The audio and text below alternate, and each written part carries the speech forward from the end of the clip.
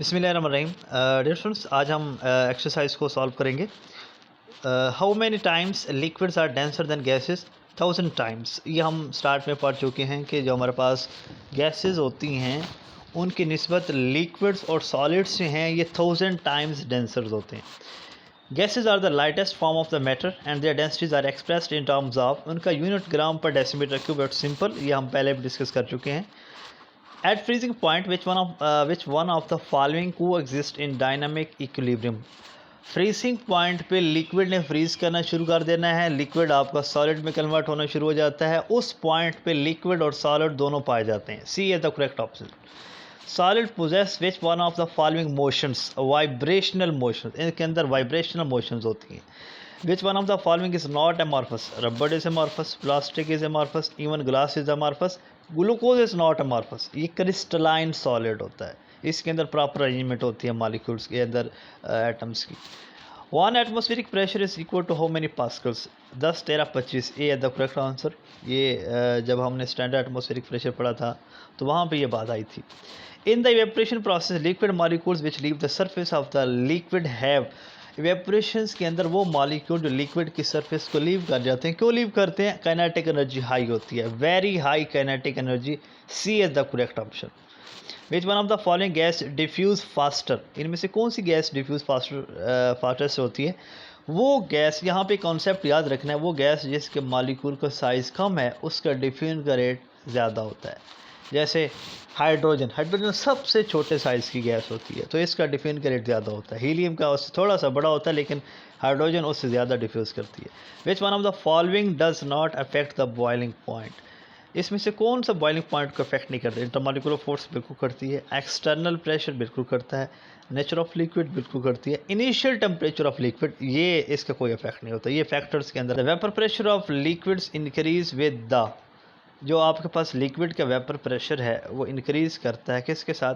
Increase of pressure, increase of temperature. It's simple कि हमारे पास temperature को बढ़ाते जाओ तो आपका वेपर प्रेशर बढ़ता जाएगा। ठीक है, ये आपका एमसीक्यूज का सेक्शन है। नेक्स्ट है what is diffusion? Explain with an example. ये आपके पहले पेज में डेफिनेशंस हैं। डिफ्यूजन क्या होती है आप वहाँ से कर सकते हैं। Defined standard atmospheric pressure, what are its units? AMU, sorry, इसका जो यूनिट होते हैं वो आपके पास्कल होते हैं, टार भी होता है। ठीक है, how it is related to pascal, वो नीचे वैल्यूज़ दी गई हैं, सब कुछ आप वहाँ से करेंगे स्टैंडर्ड एटमॉस्फेरिक यूनिट को। Why are the densities of gases lower than that of liquids? अब डेंसिटीज़ का जो ताल्लुक है ये मैस और वॉल्यूम के साथ है। ठीक है, गैसेस के मैसेस कम होते हैं, वॉल्यूम ज़्यादा होता है, तो अल्टीमेटली इसकी डेंसिटीज हैं वो कम होती हैं लिक्विड से। Why do you mean by evaporation of wetted effect by surface? Evaporation की डेफिनेशन करनी है, सरफेस एरिया का फैक्टर जो है वो अपने साथ लिख देना है। Define the term allotropy with example, ये आपने करना है, उसके साथ हमने अभी किया है। In which form sulphur exist at 100 degree Celsius? 96 पे S8 या 96 पे तो ये रोहम्बिक फॉर्म में होता है, लेकिन 96 से अबव मोनोक्लिनिक में चला जाएगा।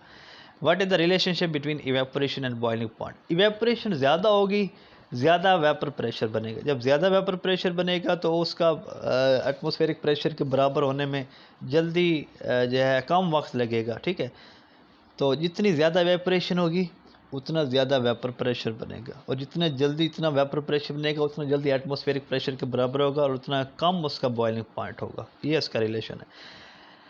उसके बाद है डिफाइन बॉयल लॉ। ये बॉयल लॉ आपने करना है। Define and explain Charles law, ये आपके स्टार्ट में लाज हैं। What is vapour pressure? Vapour pressure को आपने डिफाइन करना है। How it is affected by intermolecular force, इसका ये फैक्टर आपने साथ लिख देना है। Boiling point and explain how it is affected by different factors, आपने बॉइलिंग पॉइंट उसके डिफरेंट फैक्टर्स पूरा का पूरा, ये आपको लॉन्ग क्वेश्चन है। Describe the phenomena of diffusion in liquid along which the factors which influence it, आपने diffusion को लिक्विड्स के अंदर देखना है और उसके फैक्टर्स जो हैं वो गिलास जिसके अंदर हमने इंक डाली थी वो वाला ये टॉपिक है आपका।